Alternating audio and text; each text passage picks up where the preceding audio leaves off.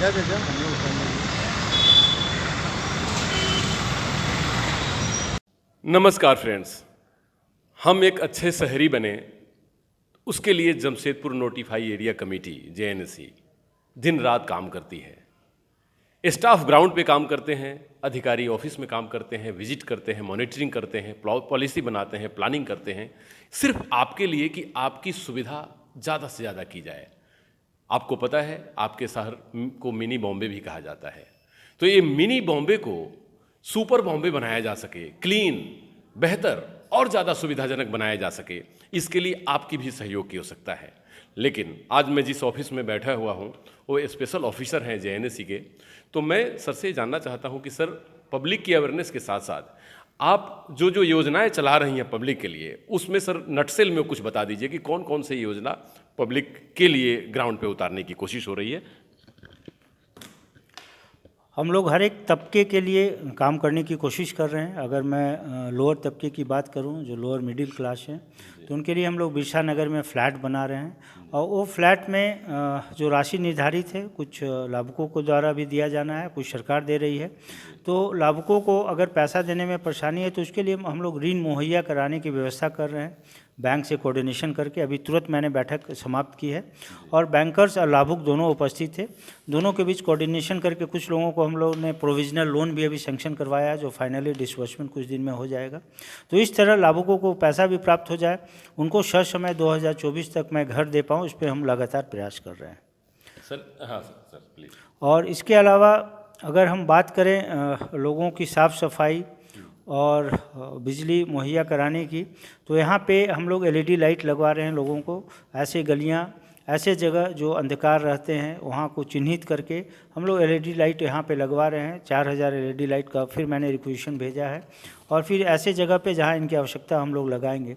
साफ़ सफाई की बात है तो ये सर्वविदित है कि जमशेदपुर को एक साफ़ सुथरा शहर के रूप में जाना जाता है, लेकिन और कैसे अच्छे ढंग से साफ़ सफाई हो, इसके लिए मैंने पूरे जमशेदपुर जोन को 10 जोन में बांट रखा है।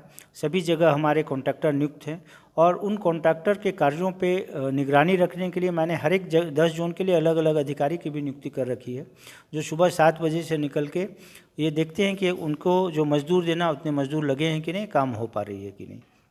स्वच्छता सर्वेक्षण भी 2023 जो मेरे सामने आ पड़ा है, 15 दिसंबर तक हमको डॉक्यूमेंटेशन का भी कार्य करना है, अन्य मानकों पे भी काम करना है।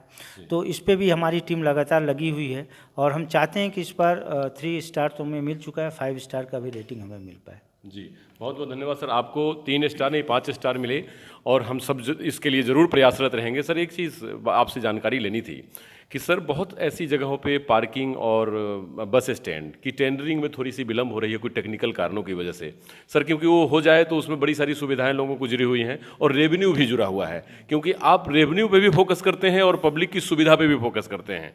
तो सर इसको कैसे कोऑर्डिनेट किया जाए जिससे जल्दी से जल्दी रेवेन्यू भी बढ़े और वहाँ सुविधाएँ बढ़ाई जा सकें। हाँ, रेवेन्यू जो है वो जेनेसी का एक मेन कंसर्न है आज के डेट में, चूँकि होल्डिंग टैक्स हम वसूल नहीं कर पाते हैं, होल्डिंग टैक्स का अधिकार हमको नहीं मिला है, तो बहुत ही लिमिटेड संसाधन है जहाँ पे हमको रेवेन्यू बढ़ाना है। तो एक पार्किंग और मानगो बस स्टैंड का आपने ठीक बात उठाया। तो मानगो बस स्टैंड जब से मैंने ज्वाइन किया है, 2 टेंडर मैंने कोशिश की है, क्योंकि टेंडर से एक मुश्त राशि भी प्राप्त होती है और सही तरीके से राजस्व की वसूली होती है। लेकिन ये कहना है जो हमारे टेंडर्स हैं कि राशि बहुत अधिक है, 2 करोड़ 25 लाख हम लोगों ने फिक्स किया है, तो वो राशि अधिक होने के कारण शायद टेंडर नहीं हो पा रही है। तो एक और मैं तीसरा बार फ्लॉट करने जा रहा हूँ और मैं देखता हूँ और इसमें कैसे हम लोग उसमें सरलीकरण करें नियम में, इस संबंध में भी मैं अपने उच्च अधिकारी से बात करूँगा।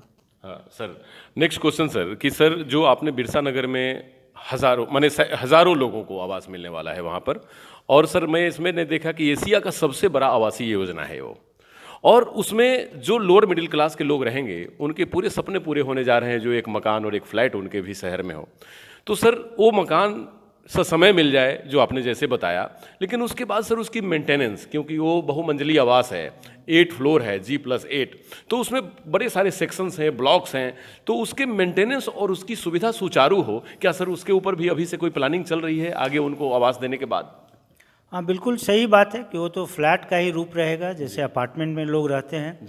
एक फ्लैट में करीब 300-400 फ्लैट रहेंगे एक ब्लॉक में, तो स्वाभाविक है इसका मेंटेनेंस, चूँकि लिफ्ट भी है तो मेंटेनेंस फ्यूचर में तो पड़ेगा ही।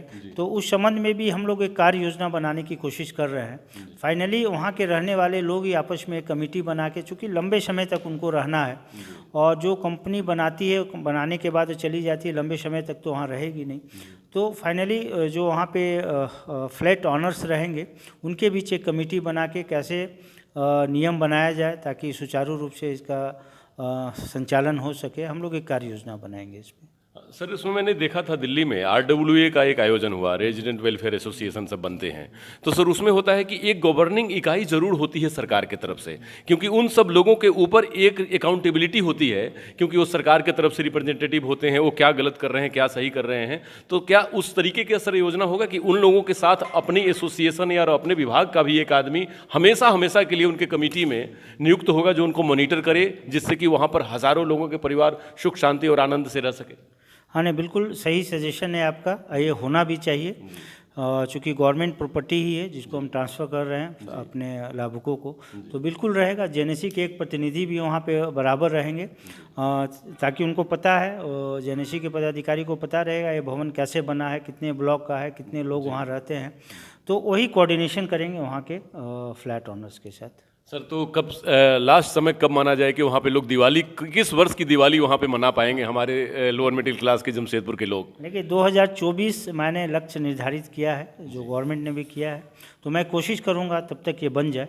लेकिन इसमें उनको लाभों को रिपेमेंट भी करना है, वो भी काम हो जाए और ससमय बन जाए, इस कारण ही मैं लगातार प्रयास में हूँ। सर बिल्कुल, मैं इस योजना में देखता हूं। सर आखिरी सवाल कि शहर में सर जिस एंगल से आप शहर को देखते हैं, क्योंकि आप सर जितने जब से आपकी पोस्टिंग हुई है हम लोग तो ऑब्जर्व करते हैं, आपने एक एक कोने में चप्पे चप्पे में जाकर के चीज़ों को मॉनिटर कर रहे हैं, ऑब्जर्व कर रहे हैं। तो सर पूरे अपने शहर वासियों को जो आपने स्टडी किया है, क्या कहेंगे कि वो आपको कैसे कोऑपरेट करे जिससे हमारा शहर 5 स्टार में पहुँचे और हमारा जेएनएससी का भी नाम हो और उन शहर के शहरियों का भी नाम हो? हाँ, ये ऐसा चीज़ है जो मेरे मन में भी हर एक वक्त रहता है कि मैं अपील करूं अपने जमशेदपुर वासियों को। हमको बहुत उम्मीद है उनसे, बिकॉज उनके हेल्प के बिना मैं शायद हमारी जो योजना है कभी पूर्ण नहीं होगी। तो जहाँ तक साफ़ सफाई की बात है, अगर वो स्वयं अपने घर को साफ कर लें और उसके कचरे के निष्पादन की प्रक्रिया हम पूरी कर लें तो जमशेदपुर साफ हो जाएगा।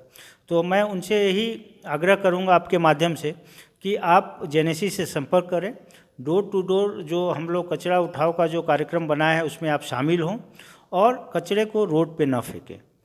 दूसरी बात कि आप जो भी सरकार नियमावली बनाती है, जो भी रेगुलेशन लाती है, कृपया आप पालन करें। यहाँ पे बहुत सारे अवैध बिल्डिंग भी बनते हैं। मैं आपके माध्यम से लोगों को अपील करता हूँ कि आप नक्शा पारित करवा के और नियम के अनुसार ही अपना काम करें, ताकि आपके ऊपर न पेनाल्टी हम लगाएं और न कोई दंडात्मक कार्रवाई मुझे करने का आप मुझे मौका दें। तो आप अगर नियम को फॉलो करेंगे तो जमशेदपुर स्वच्छ रहेगा, जमशेदपुर साफ रहेगा और लॉ एंड ऑर्डर के सिचुएशंस भी जमशेदपुर में अच्छा रहेगा। बहुत बहुत धन्यवाद सर, आपने समय निकाला और शहरियों को ये अपील किया सर आपने कि शहर को बेहतर बनाने की जितनी जिम्मेवारी हमारी है, जेएनएससी की है, उतनी आपकी भी है। अगर आप कदम से कदम हमें मिला के चलेंगे तो आपका शहर 5 स्टार में भी पहुंचेगा और जब आप किसी दूसरे शहर में जाएंगे तो लोग गौरव से कहेंगे कि आप जमशेदपुर से आए हैं, ये आपके लिए गौरव की बात होगी। नमस्कार, डॉक्टर अनुज शर्मा की तरफ से।